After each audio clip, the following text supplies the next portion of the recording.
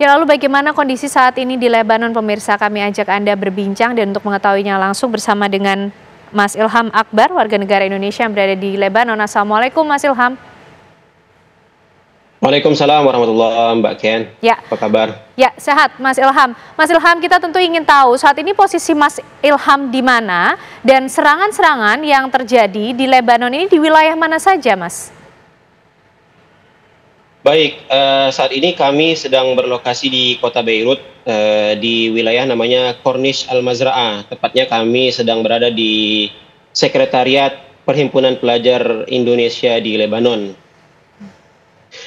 Pertempuran antara Israel dan Hizbullah ini, yaitu lebih tepatnya serangan udara Israel yang menargetkan wilayah-wilayah Lebanon, itu terpusat pada dua tempat. Kalau kita bisa bilang lebih spesifik lagi, bisa dibilang tiga tempat yang terpusat di wilayah selatan Lebanon, yaitu di Provinsi Nabatiyeh dan wilayah selatan Provinsi Lebanon Selatan yang beribu kota di kota Saida. Akan tapi tempat-tempat yang paling banyak dihujani oleh serangan udara Israel itu diantaranya hari ini ada terjadi di Adlun dan juga Habus, kemudian di Nabatiyeh, di Nabatiyeh, kemudian di wilayah Biqa Timur, itu yang tadi saya sebutkan itu di wilayah selatan Lebanon, dan juga di wilayah timur Lebanon yaitu di Provinsi Biqa. Ya, hari ini Israel menargetkan wilayah Janata, kemudian wilayah Nabishit, yang duanya berada di Biqa Timur, dan juga menargetkan di sekitaran kota Baalbek. Oke. Dan di Beirut juga terkena dampak, yaitu lebih tepatnya di Beirut bagian selatan, yaitu Dahya Al-Janubiyah, suburban kota Beirut bagian selatan, yang kemarin itu ada serangan udara Israel yang menargetkan seorang petinggi Hizbullah yang bernama Ibrahim Al-Qubaisi, yaitu dia adalah komandan lapangan di Hizbullah. Oke, Mas Ilham, serangan udara militer Israel ini disasarkan atau ditargetkan pada objek apa? Atau kemudian polanya acak begitu, Mas? Serangan ini begitu liar begitu, Mas Ilham?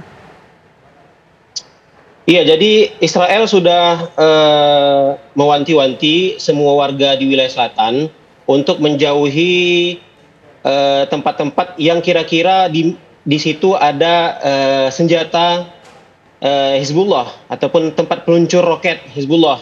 Semua tempat yang disinyalir memiliki roket ataupun tempat peluncur roket akan ditarget oleh Israel. Maka banyak dari penduduk wilayah selatan Lebanon itu kemudian mengungsi ke wilayah utara, ke wilayah Beirut maupun ke wilayah kota-kota lainnya di utara seperti Tripoli. Nah, Menteri Luar Negeri Lebanon mengatakan kepada Reuters bahwa jumlah orang yang mengungsi itu hampir mencapai 500 juta orang. Oke, Mas Ilham, yang disasar artinya serangan ini adalah antara Israel dengan Lebanon atau Israel yang mengincar kelompok Hizbullah di sana? Ya, jadi Israel mengincar kelompok Hizbullah yang selama ini sejak 8 Oktober itu membuka front di wilayah utara Israel yang mereka menyebut dengan Al-Jabhah Asy-Syamaliyah, yaitu front penyokong atau front pembantu ya selama ini. Jadi semenjak 8 Oktober menyerang antar batas negara itu selalu terjadi antara kedua belah pihak. Tapi semenjak hari Senin kemarin ini yang paling masif gitu antara Hizbullah dan juga Israel. Tadi pagi Hizbullah mengumumkan bahwa mereka meluncurkan sebuah roket balistik ya menuju kota Tel Aviv, menargetkan kota Tel Aviv yang mereka bilang bahwa mereka menargetkan kantor Mossad yang ada di Tel Aviv. Oke. Mas Ilham, pola serangan militer Israel ini apakah juga dilakukan pada waktu-waktu tertentu atau seperti apa? Iya, jika kita perhatikan ya berdasarkan pemantauan kami, untuk serangan-serangan di wilayah non Beirut, yaitu serangan di Lebanon Selatan contohnya, maupun di wilayah timur Lebanon ya, di provinsi Beqa dan juga Baalbek, itu serangan terus dilakukan tanpa ada pola. Jadi memang semenjak tadi pagi itu terus-menerus dilakukan. Tetapi untuk serangan di Beirut sendiri, di Dahiyeh sendiri, rata-rata serangan itu dilakukan ketika sore hari. Oke, adakah kemudian informasi ataupun himbauan terlebih dahulu yang disampaikan kepada masyarakat di wilayah-wilayah Lebanon yang sifatnya seperti peringatan begitu, Mas? Ini maksudnya dari peringatan dari pemerintah Lebanon atau dari tentara dari Israel? pemerintah Lebanon yang kemudian mendeteksi akan adanya serangan Israel begitu? Ya, sejauh ini kami pantau tidak ada pernyataan dari pemerintah Lebanon, tetapi memang wilayah-wilayah yang rawan ini di selatan maupun di timur dan juga di selatan Beirut itu memang disuruh untuk menjauhi ya jika tidak ada kebutuhan. Itu lebih tepatnya untuk masyarakat Indonesia. Itu himbauan dari KBRI bahwa untuk menjauhi wilayah-wilayah yang rawan akan adanya serangan. Tapi dari pemerintah Lebanon sendiri tidak ada. Oke, pasca serangan udara yang terjadi yang semakin masif ini, Mas Ilham, adakah kemudian bisa digambarkan situasi atau kondisi di wilayah-wilayah pasca serangan tersebut seperti apa?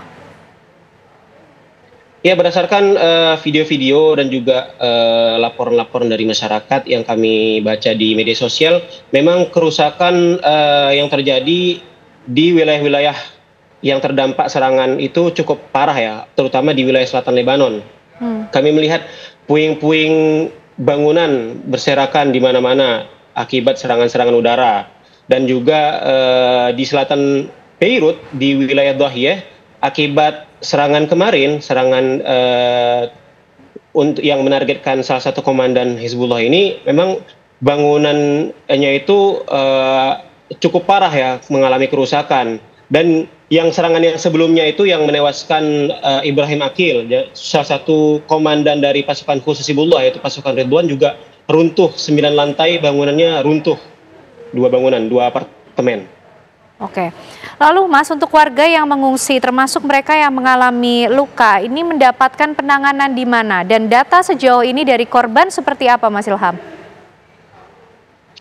Ya, sejauh ini yang kami update, yang kami pantau dari Al Jazeera, dari Kementerian Kesehatan Lebanon mengatakan serangan semenjak tadi pagi mengakibatkan 23 orang meninggal syahid dan lebih dari 95 orang luka-luka, dan mereka ini yang luka-luka dibawa ke rumah sakit terdekat dari wilayah masing-masing. Baik, Mas Ilham, kita tentu berharap kondisi di sana bisa segera ditangani sehingga semakin kondusif. Mas Ilham juga tetap dalam kondisi sehat, utamanya juga warga negara Indonesia di sana. Terima kasih, Mas Ilham. Assalamualaikum. Waalaikumsalam warahmatullahi wabarakatuh.